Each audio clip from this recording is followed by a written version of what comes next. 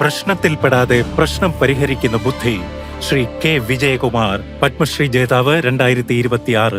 സംഘർഷ സാധ്യതയുള്ളിടത്തോ കാര്യങ്ങൾ കുഴപ്പത്തിലാകുന്ന ഇടങ്ങളിലേക്കോ എത്തിപ്പെടാനുള്ള ഒരു പ്രത്യേക കഴിവ് ഞാൻ നേടിയെടുത്തിട്ടുള്ളതായി തോന്നുന്നു. 5 ദശകങ്ങൾ നീളുന്ന ശ്രീ കെ വിജയകുമാറിന്റെ മഹത്തായ സേവന ജീവിതത്തിന്റെ പൂർണ്ണസാരം ഇതാണ്.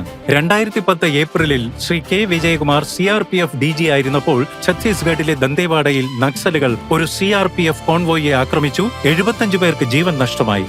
സ്ഥിതിഗതികൾ ഗുരുതരമായിരുന്നു. ഉടൻ തന്നെ ഞാൻ സ്ഥലത്തെത്തി.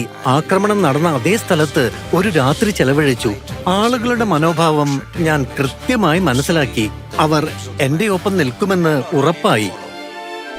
അതിന്റെ ഫലം ഉടൻ സേനയിൽ പ്രതിഫലിച്ചു. മനോവീര്യം ഉയർന്നു.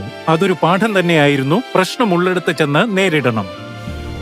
വിജയകുമാറിന്റെ മാതാപിതാക്കളായ വി കൃഷ്ണനും കൗസല്യയും അഭിമാനം കൊണ്ടു. പിതാവ് പോലീസ് ഉദ്യോഗസ്ഥനായിരുന്നു. യൂണിഫോമിൽ സുമുഖനായിരുന്നു. അതായിരുന്നു ആ ബാലനെ സ്വാധീനിച്ച വ്യക്തിത്വം. 1975 MA കഴിഞ്ഞ് IPSലേക്ക് തിരഞ്ഞെടുക്കപ്പെട്ടു.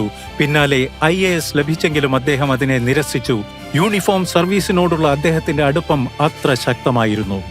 ധർമ്മപുരിയിൽ SP ആയി പ്രവർത്തിച്ച കാലത്ത് അവിടെ കടുത്ത നക്സൽ പ്രശ്നങ്ങൾ നിലനിന്നിരുന്നു.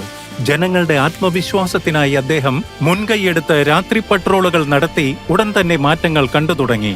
കാർഗിൽ യുദ്ധകാലത്ത് 1999 ശ്രീനഗറിൽ ബോർഡർ സെക്യൂരിറ്റി ഫോഴ്സിന്റെ IG ആയിരുന്ന വിജയകുമാർ ഫിദായിൻ ആത്മഹത്യാ ആക്രമണ സ്ക്വാഡിന്റെ ആക്രമണങ്ങളെ നേരിട്ടു.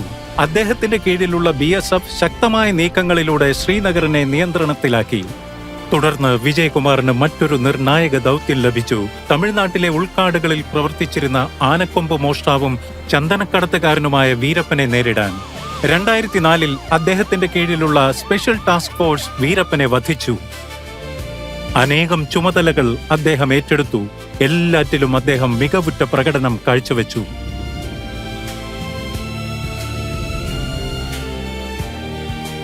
ഇവർ കുടുംബത്തിന്റെ മുഴുവൻ ചുമതലയും ഏറ്റെടുത്തില്ലായിരുന്നെങ്കിൽ ഞാൻ ഇന്ന് ഇവിടെ ഉണ്ടാകുമായിരുന്നില്ല.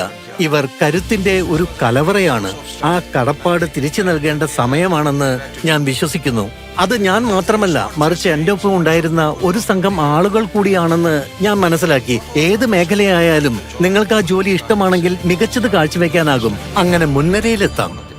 ശ്രീ കെ വിജയകുമാർ, പത്മശ്രീ 2026. കോടി കോടി നമസ്കാരം.